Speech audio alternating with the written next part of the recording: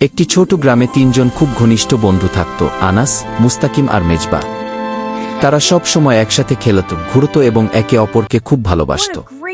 তাদের বন্ধুত্ব দেখে গ্রামের সবাই খুব খুশি হতো। একদিন তারা ঠিক করল কাছের বনে ঘুরতে যাবে।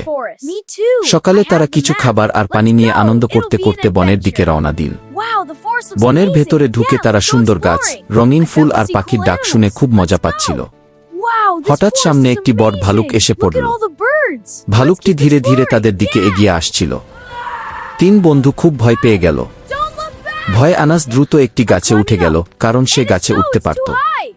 কিন্তু মুস্তাকিম আর মেজবা গাছে উঠতে পারত না। তখন মেজবা বুদ্ধি করে বলল, মুস্তাকিম, তাড়াতাড়ি মাটিতে শুয়ে পড়ো এবং একদম নড়াচড়া করো না। শুনেছি ভালুক মৃত মানুষকে আক্রমণ করে না। মুস্তাকিম মেজবার কথা শুনে মাটিতে শুয়ে পড়ল। মেজবাও তার পাশে মাটিতে শুয়ে রইল। ভালুকটি এসে তাদের গায়ে শুকল, কিন্তু তারা একদম নড়ল না।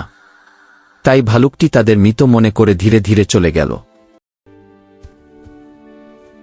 ভালুক চলে যাওয়ার পর আনাস গাছ থেকে নেমে এল।